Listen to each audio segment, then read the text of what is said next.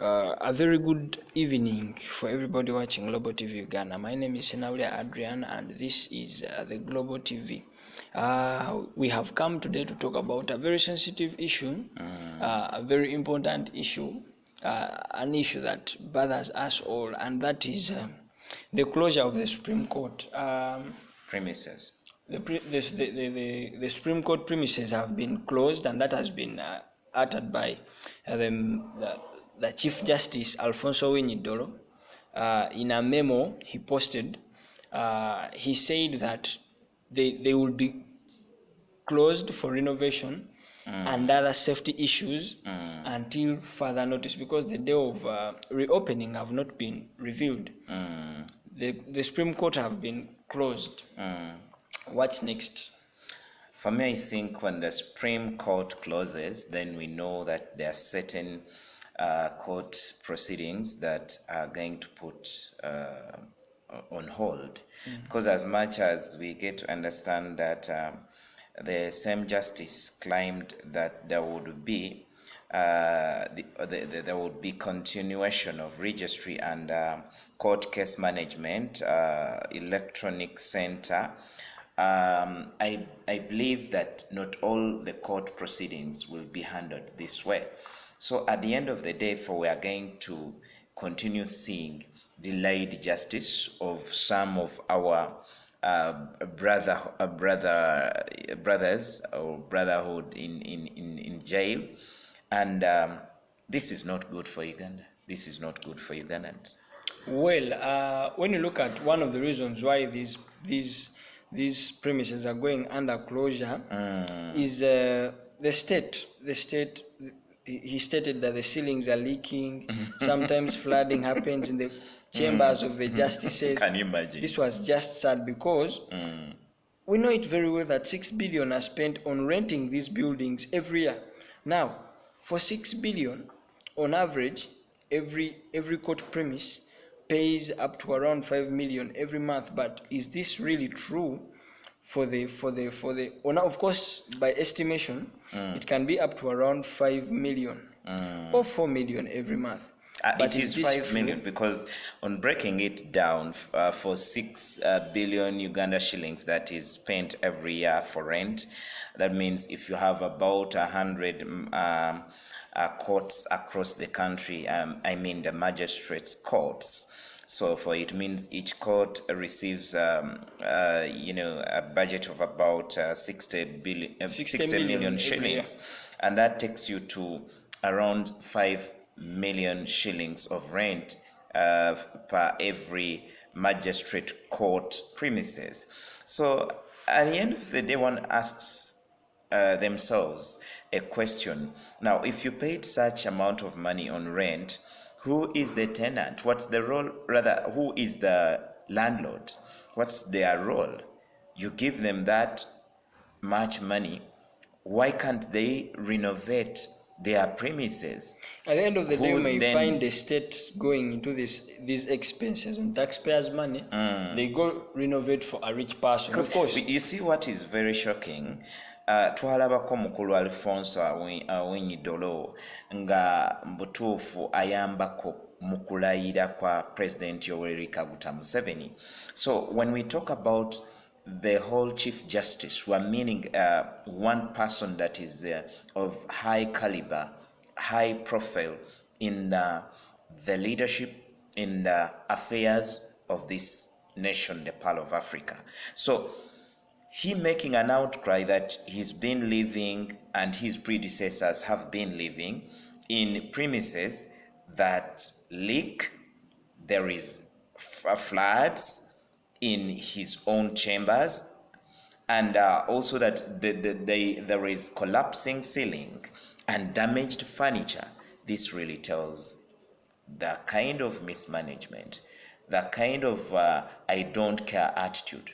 If possible, for the lack of better word, the kind of corruption we have in this country. It's always very important to look at factors like this one in an analytical way. Because when you tell me that on average every magistrate's court pays 5 million, is given, it does not pay. but rather it is given 5 million. We don't know what it pays because the cost may not be the same, but it's given 5 million every month. Really, can a court in Kagadi pay 5 million? Can a court? Let alone that of Kagadi, we are talking about fat-rich areas. Kagadi is at least a bit nearer. Now, you cannot really convince Ugandans that you've got premises in fat-rich areas of this country, premises of court that cost 5 million shillings a month. Now, let's agree that is the amount of money that you get to pay. But do we feel it? Do we feel it if the Chief Justice himself comes and makes such an outcry upon the Supreme Court premises? Maybe the other ends of the courts across the country, the magistrates are in a whole lot of trouble.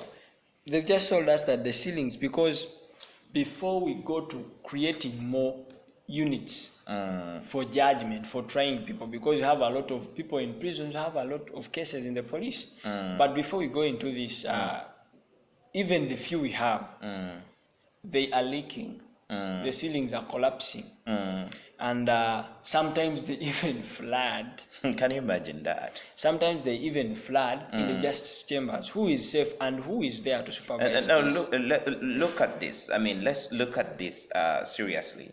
That within the court premises, we expect the documentary. I mean, we expect, documents in the court. So as it floods, where do these documents go? This tells you a lot that some of the documents, some of the files tabled before the judges and the Chief Justice per the Supreme Court, they may go missing as a result of floods. And of course, law moves with papers. Yes. So paperwork is affected. The lives of the people that work around these premises, they are in danger and great danger.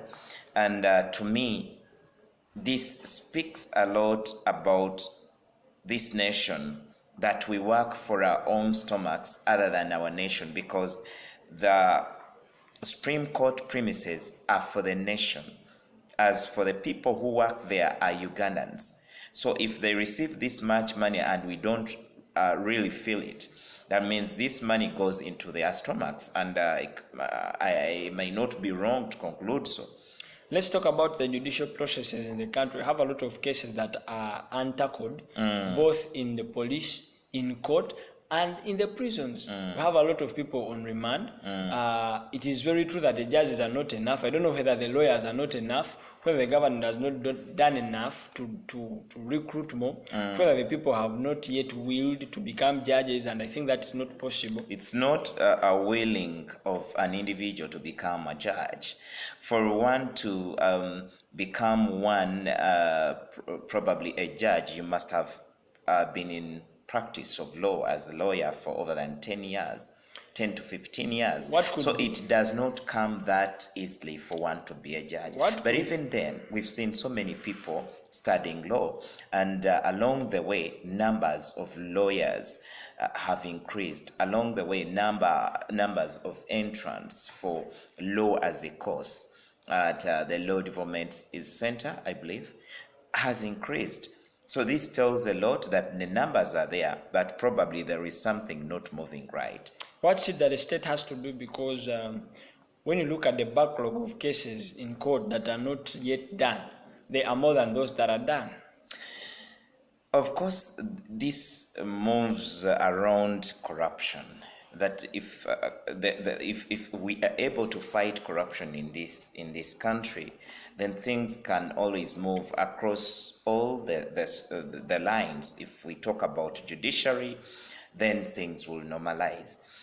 I imagine if corruption was fought, then would have no problems of finances that cause lives of our civil servants in judiciary in danger. The likes of linking, flooding, collapsing ceiling, damaged furniture would not see this. Then this money would be put to use. So we do not have such threats. I do believe if there wasn't corruption, then would not have someone misusing their office to deny a chance a learner that is studying law, a learner who has gone for that certificate, they call it certificate of practice, just because they don't want to join their league as lawyers or as people that are in law. So if misuse of office in terms of one misusing their powers, in terms of one embezzling state funds, if all this was combated, rather, things would be okay. The fact that we're about to get done with this video is very true. But what is very true still is the fact that the money is being put there. I've just said that they have tabled over 63 billion just to construct new buildings, and these are going to be for the state, to save the state of the 6 billion rent every year, because in 10 years we are very sure that the state has spent over 60 billion. So with the time we shall have saved, because when you know that you've put in this money and you're going to do this once and for all, then it is a plus. We pray that this comes soon. It shouldn't be this a long-awaited kind of, They've reported it's in the final oil. stages. Wait, it shouldn't be this long-awaited mining of our own oil, extraction of it. Remember, it was stated by this government that come 2020, then would have our oil extracted and having our own oil refinery. So it has come up to this time, and we have to wait until 2025 to have this oil out. Now, we pray that the accomplishment of the construction of this these premises for the Supreme Court come indeed to a reality, because yes, taxpayers' money was put on table, 63.9 billion shillings. That's a lot of money. So as to whether this money has been used very well in the construction of these premises, the 7-story twin appellate courts buildings, that is another question. Lastly, yes, what is the cause of the backlog? Because we have two issues. It's fact that we have a lot of unfinished cases in the courts, at the police and the prisons. Could the problem be with the court? They have not done enough to analyze issues and judge, or the problem is with the police? They have not done enough to investigate and provide ready evidence to prove or disapprove someone guilty. I think innocent. To me, we should be a bit fair to both the police and the judiciary. That we have a lot to do with criminality in this country. The level at which crimes are committed is indeed high. So there comes a time when the number of people remanded, those that are remanded but not yet tried in court, is high, with those that are remanded, tried in a court, like in a process of trial.